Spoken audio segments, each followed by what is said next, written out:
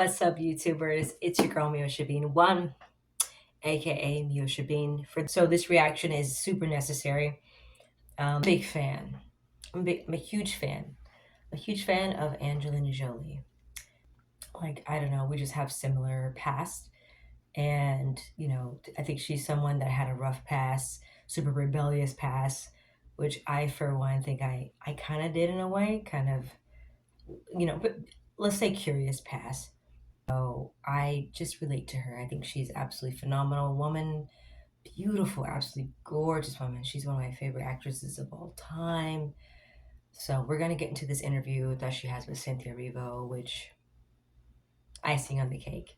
So I had to do a reaction video, and it's gonna be kind of jumps. It's gonna jump skip. It's not gonna be the entire reaction because it is right at 33 minutes. Full reaction is going to be on my Patreon, so you have to subscribe to my Patreon, which is only $5. So let's get into it. For Broadway, there's a danger, there's a surprise, there's a life. There were people on set who'd never seen me out of the green. Oh, how interesting. When I first sang, it was more terrifying than thrilling, but you know how good your voice.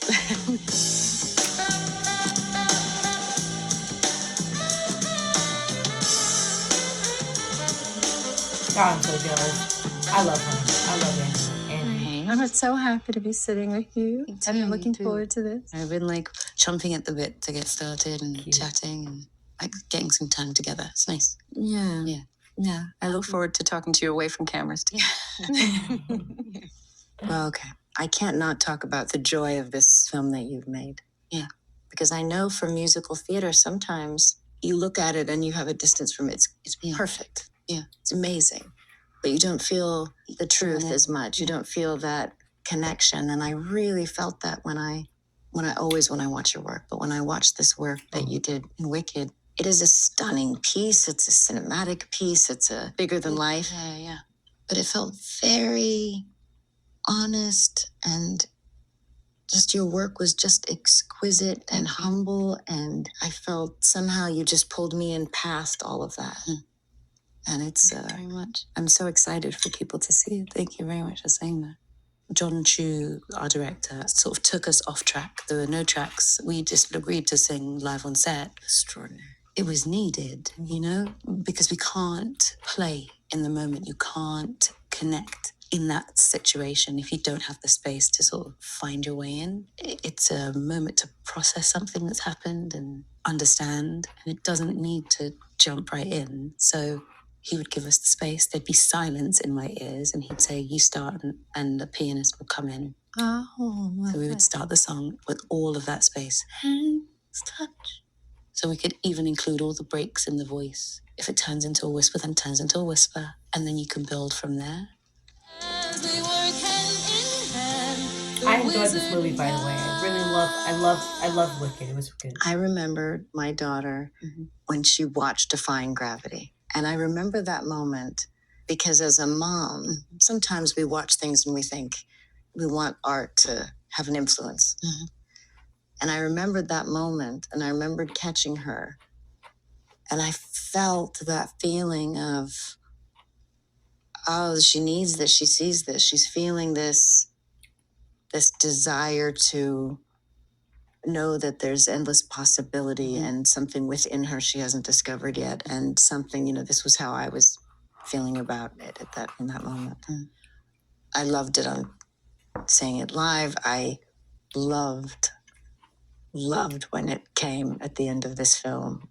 Live theater is wonderful, seeing what you've added to this, because now you're able to do what you're able to do on screen. So exciting. Thank you. Just that piece, that particular song, or what it means to you, singing it, anything that you can share. Before I was going to do it, I knew there was like this huge responsibility, because it's such a well-known song and people know it, people love it. But to do it, I really wanted to mean it, Because you can't say something like that. Time to try Defying Gravity and then to actually fly. So the physical work of it was hard because I'm in a harness and I'm flying and I'm singing at the same time. So it's so many things are happening, and that was new for me, like to figure out how my body, my brain, my voice would all sort of come together to work as one. I felt really proud of being able to figure that physical, practical side of it. But I think the journey of getting to that moment, not just in the film, but the journey I've taken to get to here, you know, being at drama school, 20, putting myself through drama school, finishing at 23, not getting jobs and not really being seen and not really feeling accepted, feeling very odd, very different, and having to figure out how to make my own way through this, because this business is hard. And I also knew that there are so many people who want to feel seen, who want to know that it's possible to exceed people's expectations of them and exceed your own expectations. Right. And I kind of, even in that moment, wanted to exceed my own expectations of what I could do.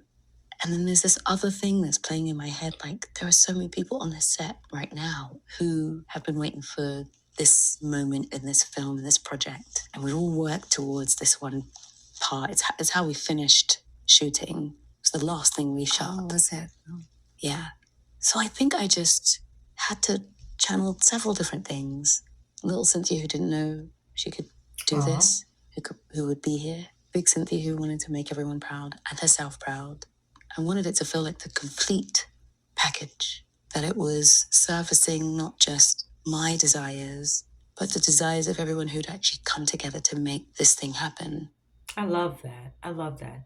You know, that's a real thing, you know. I think Cynthia did such a fantastic job to, you know, really be in those moments and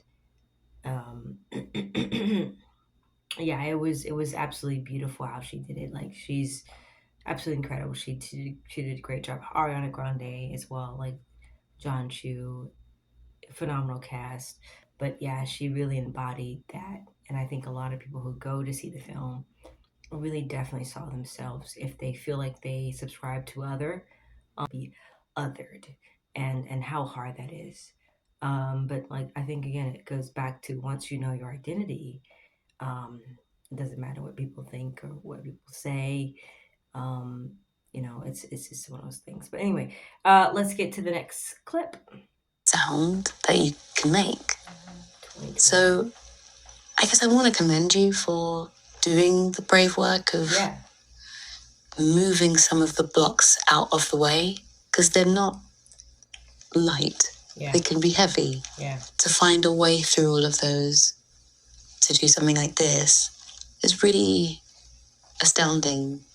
It's not easy. It is. Yeah. It means a lot from you. It's not easy. Thank you. Yeah. What are you working on now? Or nothing? Just this and music and music. Lots of music. Yeah. But this, we have your own personal music that you write, and that's right. That's exciting. Yeah. It's been and I was doing it whilst shooting. Oh yeah. It was always really helpful, interesting. And do you write often? Is that your process? Is it like like some people journal? Do you? I journal and write songs. The songs that I write, and I'm old school, so I write pen to paper.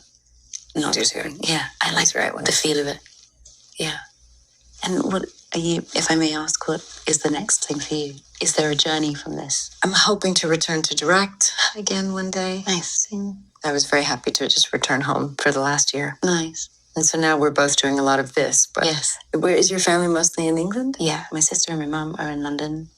I have friends there as well, but friends here as well, which is nice. Everywhere, all over.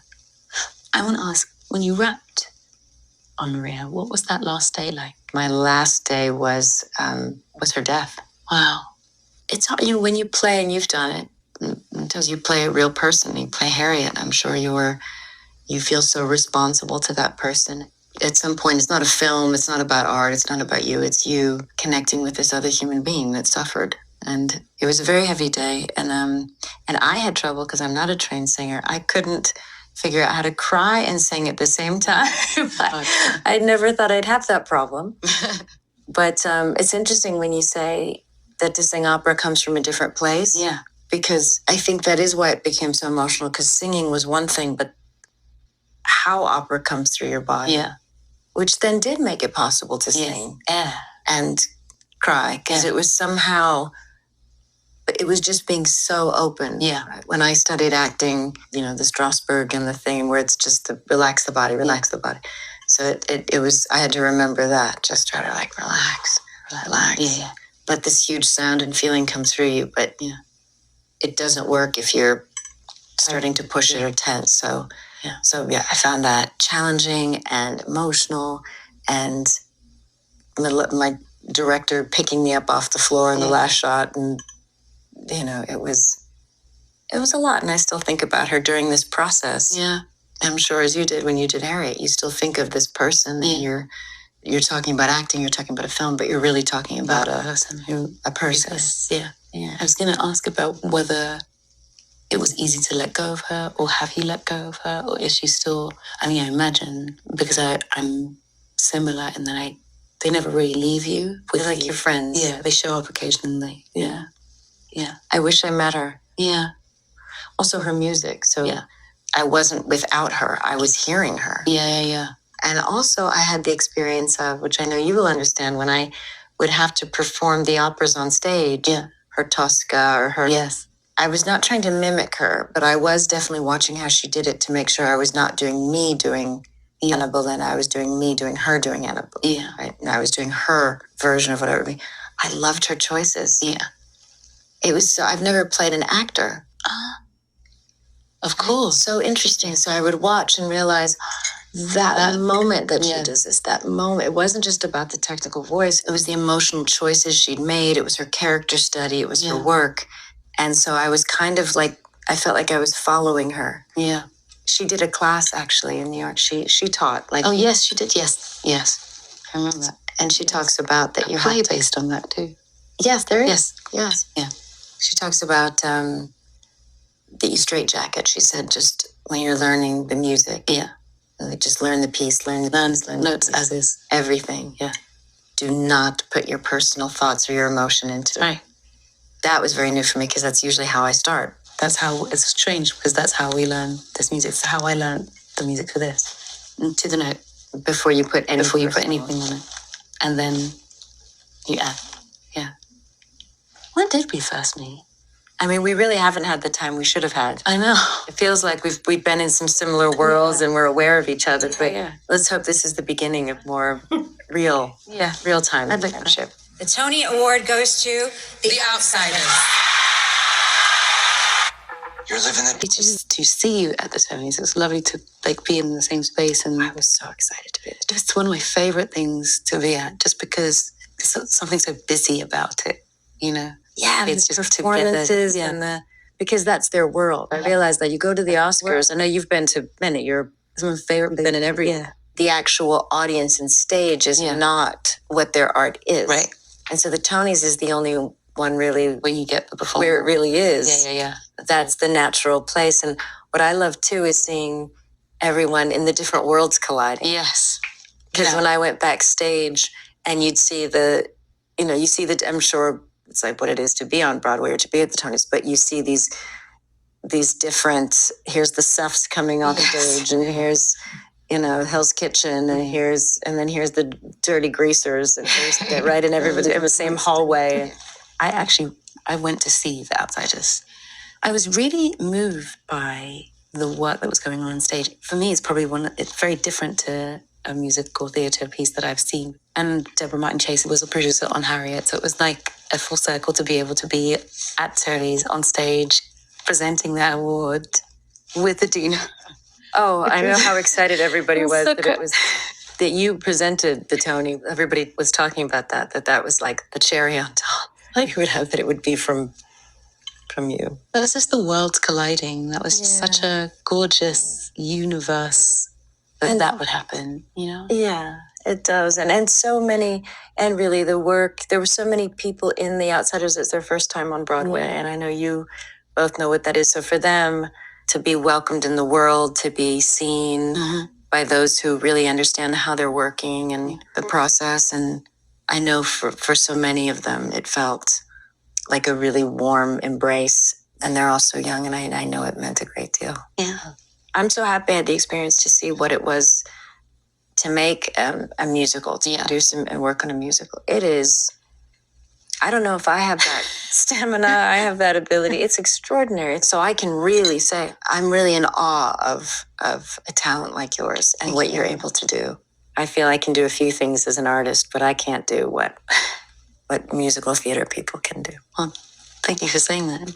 And I think what's been really interesting is having to marry both things. So getting to take the things I've learned and loved and still love about musical theatre and being on stage, and then implanting it in something else that I love and putting it on film and being able to figure out how to, I can make that really intimate. I can bring it closer now. I think that's what's so interesting about your work, because I think, because they are very different. Yeah. And I was very aware of that in doing Maria, the size of something and the intimacy, and that you really have to be a technician to really understand the different ways to connect and use your body. Yes. So that's why it makes so much sense to me that you would turn your back sometimes and you would find your truth even on stage, that you're not afraid to find that in whatever way you're working. Yeah. That's what leads you, not the acoustics and that makes a lot of sense. Yeah.